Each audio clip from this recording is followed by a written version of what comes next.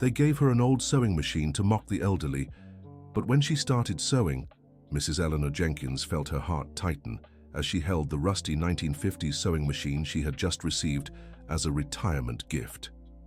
The laughter of her co-workers echoed through the garment factory where she had dedicated 40 years of her life, and the new manager, Victoria Spencer, watched the scene with a cruel smile on her lips. "This is for you to remember the good old days, Mrs. Eleanor," Victoria said, feigning kindness. "Now that we're modernizing everything with computerized machines, I thought it would be a nice keepsake of outdated methods." Eleanor swallowed her tears and hugged the heavy machine to her chest. At 72, her head covered with the beige scarf she always wore to protect her white hair from fabric dust, she felt as if she were being discarded, along with that old object. Her hands, marked by decades of work, trembled slightly as she ran her fingers over the oxidized metal surface. "Thank you," she murmured, unable to meet anyone's eyes. The party continued without her. Eleanor gathered her few personal belongings from the drawer, placed the machine in an old plastic bag, and left through the factory's back door. She didn't want anyone to see her tears. At the bus stop, she waited under the scorching Baltimore sun, her hometown, wondering how she would tell her children that her career had ended in such a humiliating way. The ride to her home in Highlandtown felt endless. Eleanor lived alone in a modest little house she had bought with great sacrifice years ago after her husband left her. Her children, Richard and Susan, had their own lives and struggles. Richard had been unemployed for months, while Susan was raising her teenage daughter, Emily, alone. When she got home, Eleanor placed the machine on the kitchen table and stared at it for a long time. Even rusted and neglected, there was something familiar about its shape.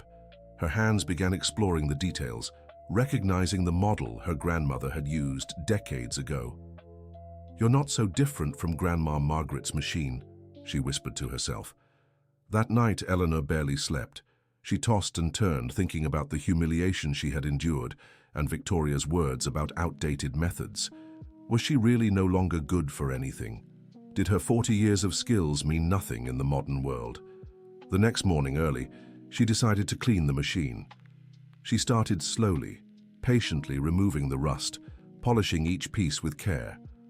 The more she cleaned, the more the machine revealed its original beauty. The dark metal gleamed where she wiped it with a damp cloth, and the golden decorations began to reappear. Eleanor remembered learning to sew as a child, sitting on Grandma Margaret's lap, watching those experienced hands guide the fabric through the machine. Her grandmother always said that sewing wasn't just about stitching pieces of cloth. It was about creating dreams, bringing desires to life, turning ideas into reality. After 2 hours of careful cleaning, Eleanor tried turning on the machine. The pedal was stiff, but it still worked. She grabbed some old scraps she kept in a box and began testing it. At first, the machine sputtered and made strange noises, but little by little it found its rhythm. "You just missed working, didn't you?" Eleanor said, stroking the machine as if it were a pet. Dear listener, if you're enjoying the story, take a moment to like and especially subscribe to the channel. It helps us a lot as we're just starting out. Now, continuing, Eleanor's hands began to rediscover forgotten movements. She sewed a small pillow using colorful scraps, then a simple tablecloth. With every stitch, she felt as if she were rediscovering a part of herself that had been buried under years of mass production in the garment industry. Emily, her 17-year-old granddaughter, came home from school in the late afternoon and found her grandmother working at the machine. "Grandma, what kind of machine is that?" the young girl asked, dropping her backpack on the floor. "It's a retirement gift," Eleanor replied, without explaining the humiliating circumstances. "Wow, it looks really old. Does it even work?" "Yes, it does, sweetheart. And very well." Emily watched in fascination as her grandmother guided the fabric through the machine with precise, fluid movements.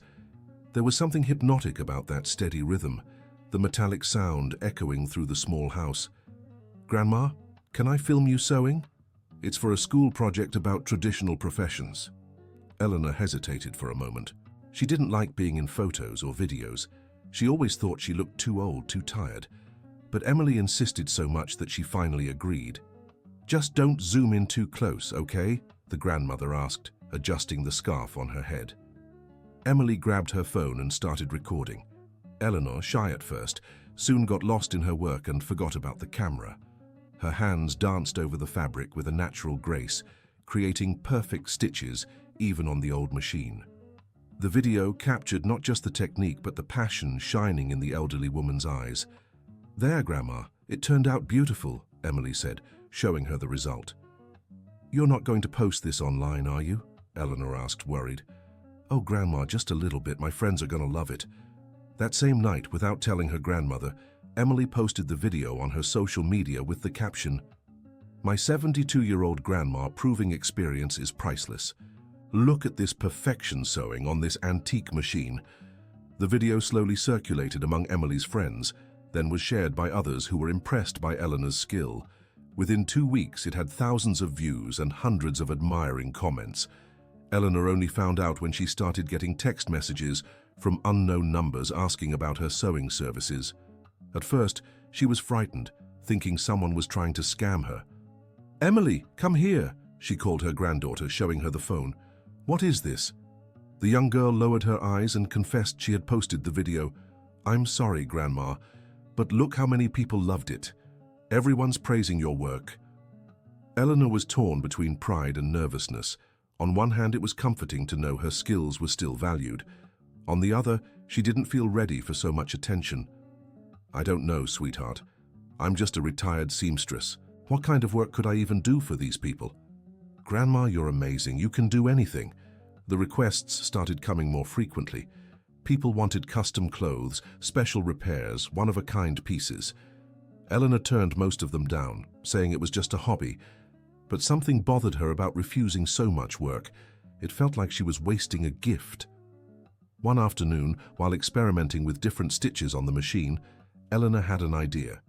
For years, she had kept a collection of special fabric scraps in a chest in her room. They were pieces of fine fabric left over from old projects, some with delicate embroidery she'd never had the courage to use. She opened the chest and found fabrics from different eras. French lace from the 60s, colorful silks from the 70s, printed cottons from the 80s. Each piece carried a memory, a story from past work. "What if I created something special?" she murmured to herself. Eleanor began sketching a dress that would blend all those elements harmoniously. It would be a one-of-a-kind piece, impossible to find in any store. She worked on the project for days, redesigning the patterns multiple times until she achieved something that satisfied her. When she finally started sewing, something magical happened. The old machine seemed to respond to her movements in a way she had never experienced before. The stitches came out perfect, the finishes were impeccable. It was as if the machine and her hands were one.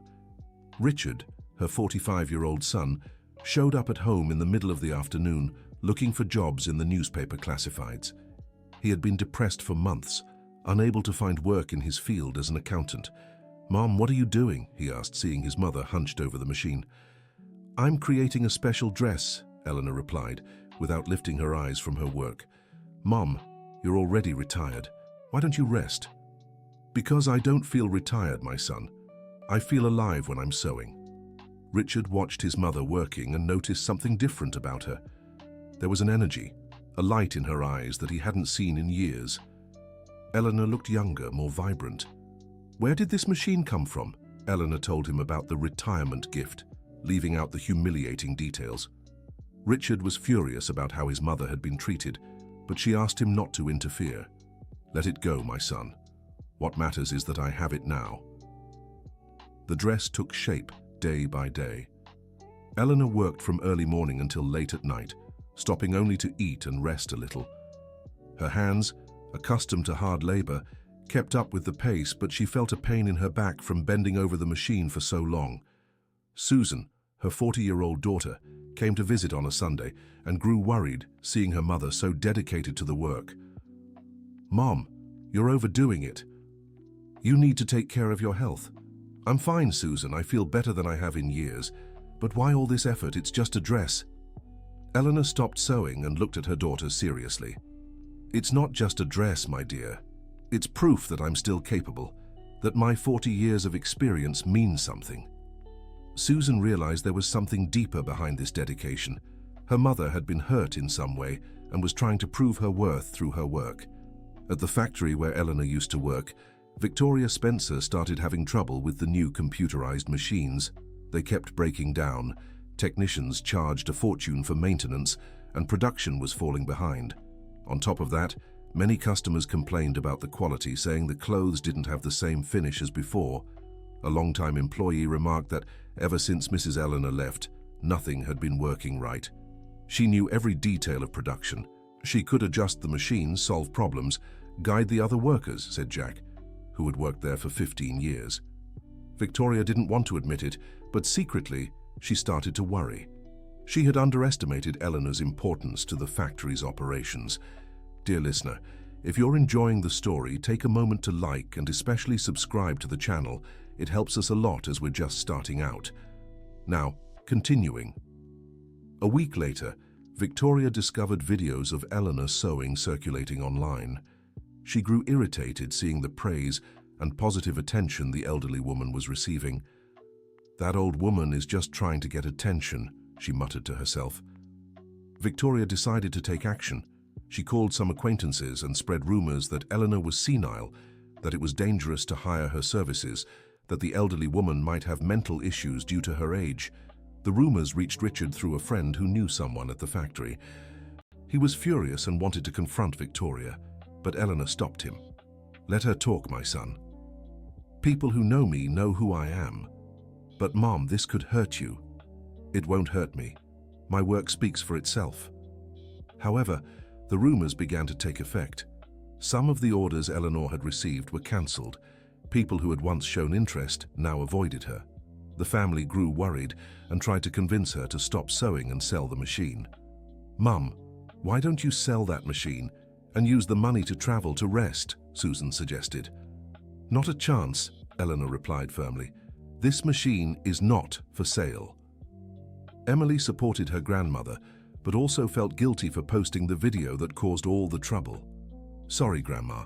If I'd known it would cause problems, I never would have posted it." "Don't blame yourself, sweetheart. You just showed the truth."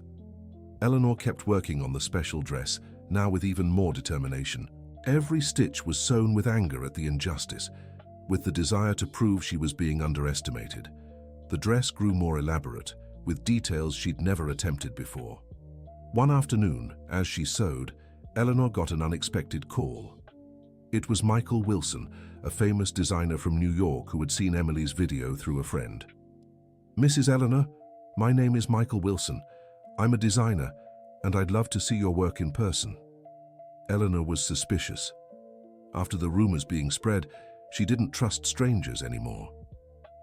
"What do you want from me?" "I saw your granddaughter's video and was impressed by your technique. I'd like to propose a partnership." "What kind of partnership?" "Could I come to Baltimore to talk in person? I believe we could do something great together." Eleanor politely refused. She wasn't interested in partnerships or collaborations. She just wanted to finish her dress in peace. Michael didn't give up easily. He kept calling, sending messages, trying to persuade her. He even offered a considerable sum just to buy the dress she was making, without even seeing the final result. Richard heard about the offer and was tempted. He was desperate for money, with overdue bills and no job prospects. "Mom," he offered, $50,000. "You have to accept." "I don't need anything, son, and this dress is not for sale." "But Mom, be reasonable. With that money, I could pay off my debts, and you could really retire." "I don't want to retire, I want to work." The argument grew heated. Richard couldn't understand why his mother was being so stubborn. To him, it was just a dress, and $50,000 was a lot of money for someone in their situation.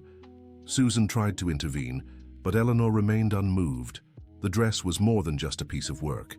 It was her dignity, her proof of worth, her answer to everyone who thought she was disposable. The family conflicts began to weigh on Eleanor emotionally. She felt alone in her fight, misunderstood even by her own children. Only Emily seemed to understand how important this project was to her. One morning, Eleanor woke up and noticed something different with her vision. She struggled to see the details of the fabric, especially around the edges. She was worried but decided not to tell anyone to avoid more pressure from the family. She booked an appointment with an eye doctor and went alone. The doctor, Dr. Robert Coleman, ran several tests and delivered concerning news. You have a retinal issue that could affect your peripheral vision. It's treatable, but it requires urgent surgery. What if I don't have the surgery? Your vision could gradually worsen. For someone who works with details like you, it would be very limiting. Eleanor left the office shaken. The surgery would mean weeks, maybe months, without being able to sew. And she was so close to finishing the dress. She decided to hide the diagnosis from her family and keep working. She started using a magnifying glass to see the details better and adjusted her posture to make the most of the vision she still had. The dress was almost done when Eleanor made a serious mistake. Because of her failing eyesight, she sewed a sleeve backward and only noticed after finishing the entire piece.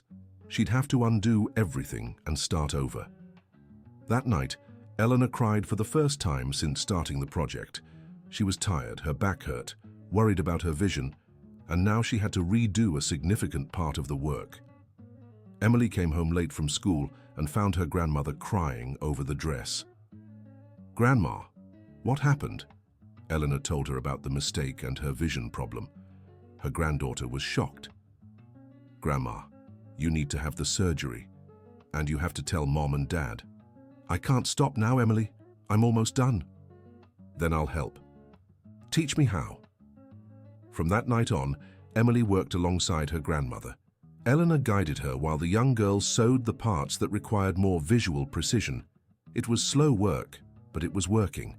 Susan found out about their teamwork a week later and was furious. "Mom, how could you drag Emily into this? She has to study. She has college entrance exams."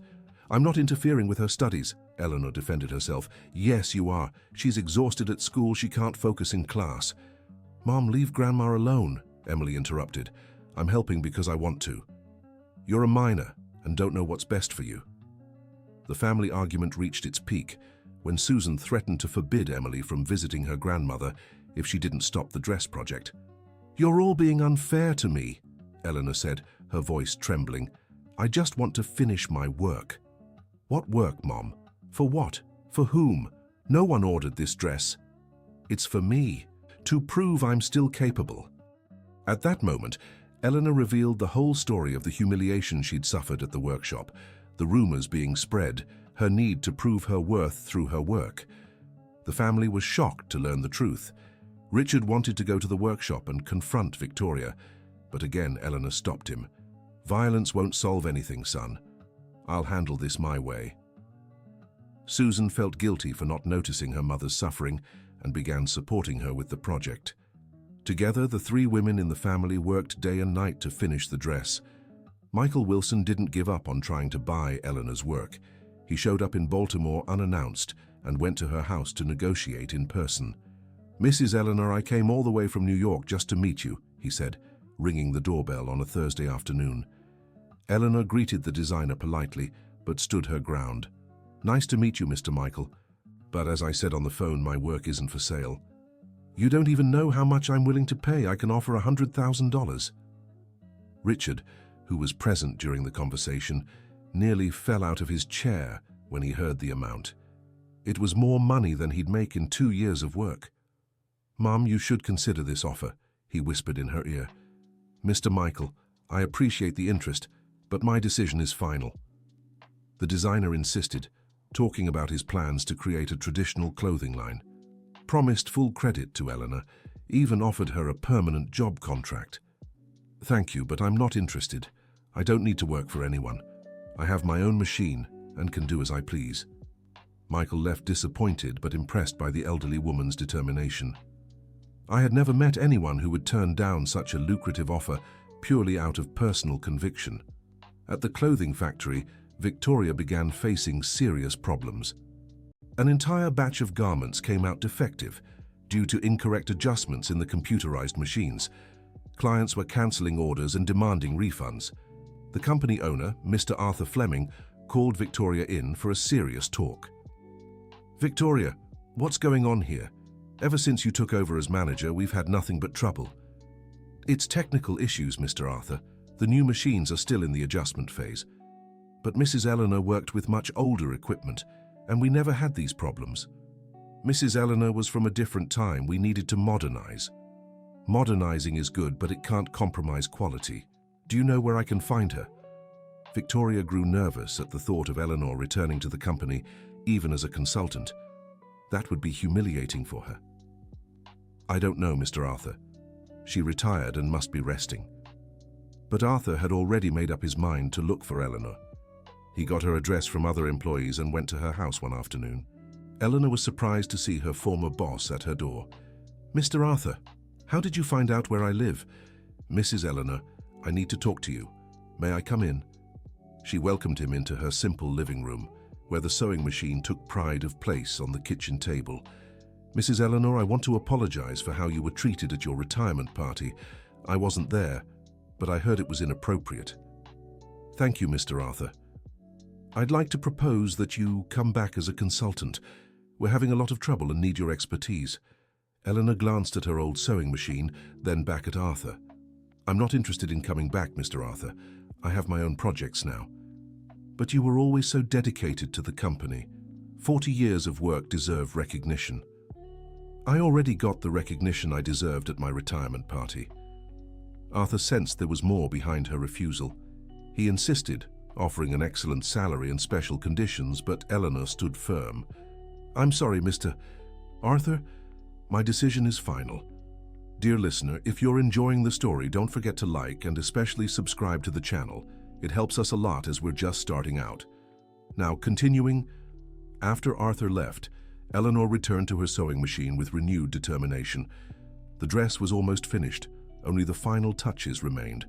She worked for 3 straight days, stopping only to sleep a few hours and eat quick meals. On the last day of work, Eleanor woke up with a sharp headache and her vision even worse than before.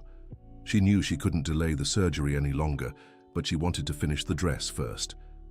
Emily came home from school and found her grandmother standing before the sewing machine, staring at the finished dress hanging on an improvised hanger. Grandma, it's beautiful. It's the prettiest thing I've ever seen. And it truly was an extraordinary dress. Eleanor had combined all the special fabric scraps harmoniously, creating a unique pattern that seemed to tell a story through colors and textures. The finishing was perfect, every detail crafted with care. Now I can have the surgery, Eleanor said, relieved. You'll be fine, Grandma, and when you get out of the hospital you can teach me how to sew properly. I will, my dear. Eleanor scheduled the surgery for the following week. She carefully stored the dress in a garment bag and placed it in her bedroom closet. She didn't yet know what she would do with it, but she felt she had fulfilled her mission. The surgery was a success. Dr. Robert said her recovery would be quick and that she'd regain normal vision in a few weeks. The family was relieved and took turns caring for her during her recovery. While Eleanor was getting better, something unexpected happened at the clothing factory. Victoria, pressured by constant problems and the possibility of being fired, made a desperate decision. She remembered that Eleanor always kept some special fabrics and scraps at home, materials that could be valuable. She decided to go there to try to buy or confiscate those materials, claiming they belonged to the company. Victoria showed up at Eleanor's house on a Tuesday afternoon while the elderly woman was alone, recovering from surgery. Mrs. Eleanor, I've come to collect the company materials you took home. What materials? I never took anything from the company. The scraps, the special fabrics. I know you have a collection. Those materials are mine. I bought them with my own money over the years. Prove it, show me the receipts. Eleanor was outraged. Many of those fabrics had been bought decades ago when there was no requirement to keep receipts for so long. I don't have to prove anything to you. Get out of my house. I'm not leaving until I take what belongs to the company. The argument grew more heated. Victoria searched the house for the fabrics and found the special dress in the bedroom closet. This was made with company materials, she exclaimed, grabbing the dress. Let go of my dress, Eleanor shouted, trying to take it back. This dress is company property now. Eleanor fought to get the dress back, but she was weak from the surgery. Victoria left the house with the dress, leaving the elderly woman in tears. When Emily came home from school and found her grandmother crying, she was frantic. Grandma, what happened? Eleanor told her about Victoria's visit and the theft of the dress. The young girl was furious and wanted to call the police. "It's no use, sweetheart. She'll just say the materials belong to the company." "But Grandma, you have the video I made. It shows you sewing the dress with scraps that were already here." It was true. The video Emily had posted clearly showed Eleanor working with materials that were in her own home, not the company. Emily posted a new message on social media explaining what had happened and asking for help to get her grandmother's dress back. The post went viral quickly, with thousands of people outraged by the situation. Richard and Susan heard about what happened and came to the house immediately. They wanted to confront Victoria, but Eleanor urged calm. "Let's handle this the right way." "But Mom, she stole your work." "I know, son. But if we respond with anger, we'll sink to her level." The social media backlash was so strong that it reached Mr. Arthur's ears. He was furious when he learned about his manager's actions and personally returned the dress to Eleanor. "Mrs. Eleanor, I deeply apologize for what happened. Victoria acted on her own and will be fired immediately." "Thank you for returning my dress, Mr. Arthur. Are you sure you don't want to come back to the company? I can offer you the general manager position. I'm sure I have other plans now." When Arthur left, Eleanor hugged the dress as if reuniting with a lost child. All that work, all that dedication, had almost been lost because of envy and cruelty. Victoria was fired the next day and left the factory humiliated, just as she had humiliated Eleanor. The news spread quickly through town, and many people who had believed the rumors about Eleanor realized they'd been deceived. With her vision fully recovered from surgery, Eleanor returned to her sewing machine. Now she had many orders from people who had seen her story on social media and wanted to see her work in person. Michael Wilson called again, more interested than ever. "Mrs. Eleanor, after everything that happened, you've become an inspiration. Can I propose a different kind of partnership?" "What kind of partnership?" "You'd keep working from home, at your own pace, under your own conditions. I'd just help promote and sell your work." Eleanor thought about the offer for a few days. She talked to her family, especially Emily, who supported her unconditionally. "Grandma, you can keep doing what you love and even make money from it. It's perfect." "But I don't want to turn into a factory, Emily. I want to keep making special pieces." "Then make fewer pieces, but charge what they're worth." Eleanor decided to accept Michael's partnership, but on her own terms. She'd make only 3 pieces a month, all unique, all with her personal signature. The first dress created under this partnership was the same one stolen by Victoria. Eleanor sold it for an amount that surprised her, $20,000. The buyer was a woman from New York who had seen the story online and wanted to support the seamstress's work. With the money, Eleanor helped Richard pay off his debts, and there was still enough left to renovate the house. But the most important thing was the recognition she was receiving. Fashion magazines published articles about her, other designers started reaching out, and her unique technique even caught the attention of universities that wanted to document her methods. Emily began seriously learning sewing from her grandmother. On afternoons after school, she'd sit by the old machine, watching every movement, every technique, absorbing knowledge passed down through generations. "Grandma, one day I want to sew as well as you." "You will, my dear. But remember, it's not just about the technique, it's the love you put into every stitch." Susan also took an interest in her mother's work and started helping with the administrative side of the new business. She managed orders, scheduled deliveries, and handled the bookkeeping. "Mom, you've become a businesswoman," Susan teased. "I just wanted to sew. The rest just happened." The old sewing machine became the symbol of this entire transformation. Eleanor treated it with special care, performing regular maintenance, oiling the parts, keeping it clean and in perfect working order. One afternoon, while sewing a special blouse, Eleanor had an unexpected visitor. It was Victoria Spencer, who had lost her job and was facing financial difficulties. "Mrs. Eleanor, may I come in? I need to talk to you." Eleanor hesitated but eventually let her in. "What do you want here?" "I came to apologize for what I did. I was wrong." "And why did it take you so long to realize that?" Victoria lowered her head, visibly embarrassed. "Because I was jealous of you. Jealous of your experience. of the respect everyone had for your work. I wanted recognition too, but I thought I had to bring you down to get it."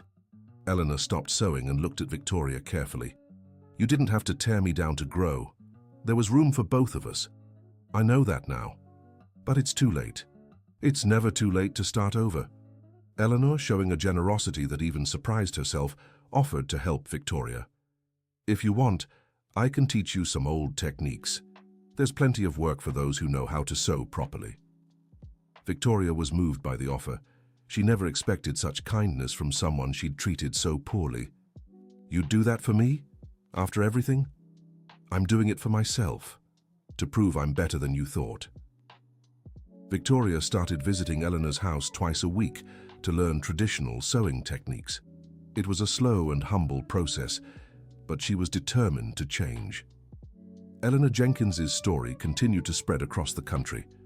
A documentary was made about her life and work, showing how an old sewing machine had become a symbol of resilience and dignity. The film was screened at festivals and won major awards. Eleanor attended the premiere at a theater in Baltimore, accompanied by her entire family. Seeing her story on the big screen was both moving and surreal. "Grandma, you're a movie star now," Emily teased. "I just wanted to sew, sweetheart. The world decided the rest." The 1950s sewing machine was restored by an expert and given a small commemorative plaque. Eleanor kept using it for special projects, but now she knew it represented far more than just a tool. In an interview for a national magazine, she reflected on her journey. "When they gave me that machine to humiliate me, they didn't realize they were handing me exactly what I needed, a chance to prove my worth, to show that experience doesn't age and talent doesn't expire." The factory where Eleanor had worked for 40 years closed 6 months later. Without her expertise and due to the mismanagement by Victoria Spencer, the business couldn't recover. Mr. Arthur offered Eleanor the chance to take over, but she refused. "I already have my own business. Small, but it's mine." Jack, the longtime employee who always stood by her, became her assistant. Together, they set up a small workshop in her garage, giving Eleanor more space to work and welcome clients. Emily graduated high school and decided to study fashion design, inspired by her grandmother. Eleanor promised to teach her all the secrets she'd learned over the years. "Traditional sewing can't disappear, Grandma. Someone has to carry it on. And you will, sweetheart, but in your own way with your own ideas."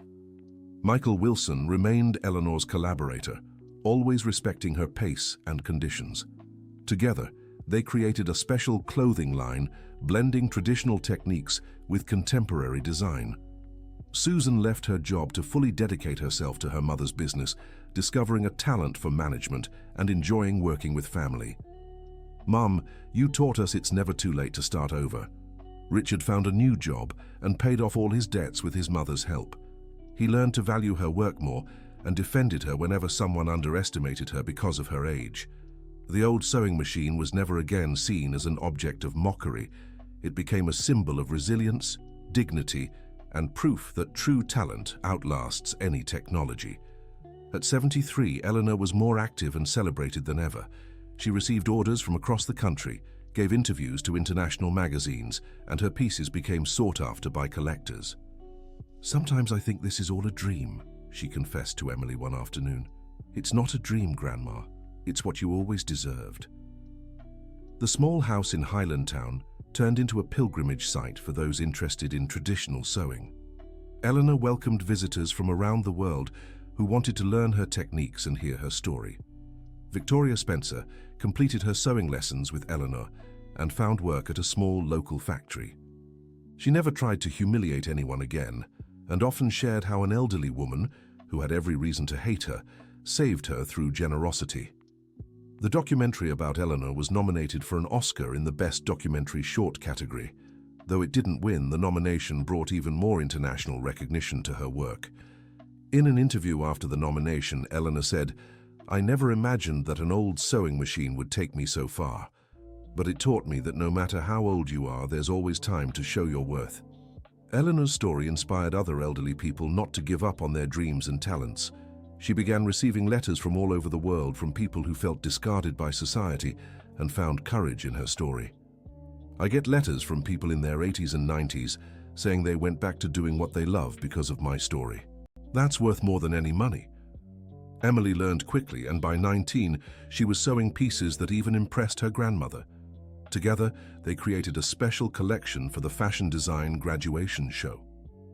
"Grandma, I want you to walk with me." "Me? In the show? I'm too old for that." "You're never too old for anything." Eleanor walked the runway wearing one of the dresses she had created alongside her granddaughter. It was the most emotional moment of her entire journey. The audience gave a standing ovation when she appeared on the catwalk, holding Emily's hand. The 1950s sewing machine still works perfectly. Eleanor uses it every day, creating unique pieces that carry decades of experience and love for the craft. "This machine isn't just a tool," Eleanor explains to visitors. "It's my partner, my confidant, the witness to all my dreams come true." Today, at 75, Eleanor Jenkins is considered one of the most respected seamstresses in the country. Her pieces are in museums, her techniques are studied in universities, and her story continues to inspire people worldwide. The woman who was once humiliated with an old machine became a symbol that true talent never ages. And sometimes, life's hardest moments can turn into the greatest opportunities. Eleanor looks at the old machine and smiles. She knows she still has so much to teach, so much to create, so much to inspire, and that every stitch is proof that a person's dignity and worth don't depend on others' opinions, but on the strength they find within themselves. End of story. Now tell me what you thought of this story of perseverance and determination. Do you know someone who was underestimated because of their age? Leave a comment sharing your experiences and opinions. If you enjoyed the story, don't forget to like and subscribe to the channel so you don't miss other inspiring stories like this one.